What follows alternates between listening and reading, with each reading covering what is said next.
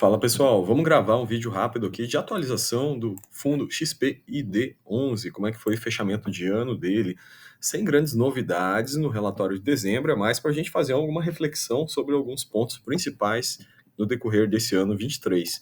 Então, começando aqui com o nosso headline, né? Esse foi um dos fundos que mais pagou entre os FIINFRAs 2023, perfazendo aí R$ 14,4 por cota, um equivalente a um dividend yield de 16,5%, o que daria 1,4% ao mês. Aí já vem os questionamentos, né? Mas entregou o principal, né? Não foi bem assim, né? A gente viu na live do gestor, não sou eu que estou falando, né? Isso foi relatado na live do gestor, terceiro TRI, minuto 17,30, que os rendimentos distribuídos na forma de amortização de rendimentos são referentes ao spread, e os rendimentos de amortização de principal são referentes ao IPCA, correção monetária acruada, né? Então, basicamente, esses foram os comentários do gestor na live do terceiro TRI. Então, a gente tem, sim, um bom patamar de rendimento, relembrando que esse fundo aqui é para investidor qualificado, tá? O que eu posso dizer em termos resumidos, né? Primeiro, acho que todo mundo já deve ter visto no último vídeo aqui do canal, nos últimos 2 vídeos, né? O fundo já nos divulgou a expectativa para no novo guidance, né? Então, o novo guidance, ele tem aqui um range, esse range vai ser entre 0,85 centavos e 1,10 por cota, né? Se ele batesse 0,85, ia dar um equivalente a uns 12% de dividend yield. Se ele chegar no patamar máximo, na banda máxima, isso aí daria em torno de 15% de dividend yield, né? Então, nesse relatório de dezembro, o fundo nos apresenta já uma expectativa mais atualizada para janeiro, né? Então, aqui está o range do ano, que a gente viu aqui nessa caixinha, e aqui está já o valor de janeiro. Então, para janeiro já temos aqui 1,05, né? Relembrando que o fundo vinha pagando 1,20 durante esse ano 2023, praticamente todo, né? Então, aqui já temos a nova faixa de rendimento colocada em prática para janeiro, 1,05 de rentabilidade, já próximo um pouquinho aqui é nessa banda superior, tá? Vamos acompanhar no decorrer do ano, né? Se isso aí realmente vai ficar mais próximo da banda superior, ou se ele vai ser mais próximo ao centro-média ou banda inferior, tá? Então, essa é a segunda notícia. Então, primeira notícia são relativa da onde estão vindo os proventos. Segunda notícia é o novo guidance. Terceira, aqui é o guidance para janeiro, já anunciado, basicamente o rendimento de janeiro. E agora vamos dar uma passada aqui, uma geral bastante rápida, não mudou muita coisa, né, com relação ao fundo.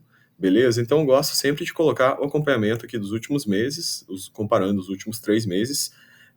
Esse fundo aqui vem ficando cada dia que passa mais com desconto, né? Ele estava aqui em outubro com PVP de 0,94, novembro já caiu para 0,89 e dezembro ele se mantém com bastante nível de desconto, né? Com esse PVP de 0,89, cota sendo negociada 87,4. Isso aí representa uma tira implícita de IPCA mais 9,4 entre os FIINFRAs, né? Quando a gente ranqueia isso aí, essa TIR está entre as mais elevadas, lembrando que efetivamente a TIR é o que vai dar a capacidade de pagamento do fundo a longo prazo, né? Então, ele ter uma TIR elevada, isso é bastante interessante. Essa TIR representa um spread de 4,16 sobre a NTNB equivalente. Então, rentabilidade, já vimos como é que o fundo fechou o ano, já vimos o nível de desconto dele. No meu entendimento, esse fundo aqui, à medida que foi anunciado o novo guidance, né, a gente já percebeu a cota no secundário apanhando um pouco, mas não somente isso, né, para quem estava ligado, teve aquele evento da Oxy, né, no qual a Oxy teve uma questão de revisão de rating aqui, na verdade, teve essas notícias, saíram um comunicado de ação de rating, esse aqui a gente passou um vídeo aqui no canal, tá? No vídeo do mês retrasado a gente avaliou esse tema aqui, e aí no relatório do mês passado, né, logicamente tudo isso posterior à divulgação de 11 de outubro aqui da ação de modificação de rating, foi feita então um anúncio no fundo aqui. O fundo colocou no relatório dele explicações sobre essa temática aqui. A gente discutiu com bastante detalhe no vídeo do último mês, vou deixar o link aqui no final. Não vou repetir toda a explicação aqui de forma completa, que foi feita no vídeo do último mês. Aqui só vou passar de forma resumida, tá? Então, basicamente, os demais ativos sem nenhuma alteração, lembrando que esse fundo, ele é focado aqui bastante em transmissão, né? Ele tem praticamente 60% de transmissão, tem as gerações hídricas aqui, que são pequenas participações, e o ponto central aqui da discussão foi realmente a Oxy Energia, que é uma geração por biomassa. Então, essa Oxy Energia, relembrando, né, que são 4 usinas lá em Roraima, que operam lá com biomassa de pinos, de cavaco. Então, você coloca lá basicamente na caldeira, você gera um vapor de alta pressão, esse vapor gera as turbinas, né, que vão gerar eletricidade. Então, tem alguns fatores muito importantes. Primeiro, disponibilidade. Segundo, consumo de biomassa, consumo térmico, né? Então, é isso que a gente tem que seguir acompanhando. Veja, a disponibilidade no cenário base era uma disponibilidade de 93%, né? E a disponibilidade aqui em novembro já foi de 98%. Relembrando que o primeiro semestre a disponibilidade estava abaixo disso aí. Então, a gente precisa ver como é que vai fechar a média do ano. Então, o que é disponibilidade? Disponibilidade é o tempo que o equipamento ficou disponível, quantos por cento do tempo o equipamento roda, né? Relembrando que esse 93% do cenário base, ele já contempla 7% de indisponibilidade, que é para fazer o quê?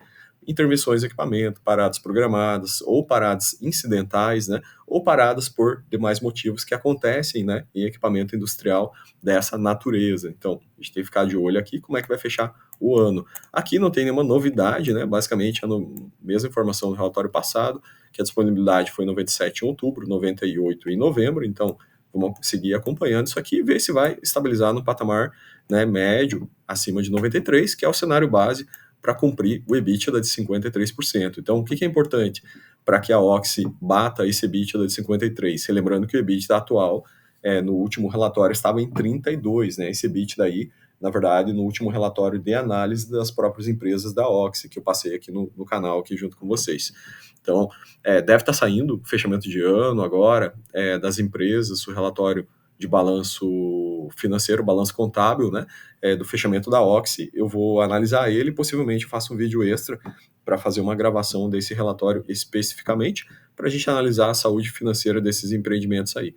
Outro fato relevante, né, é a parte de consumo específico. Na verdade, o consumo específico de projeto, ele era de 1,14.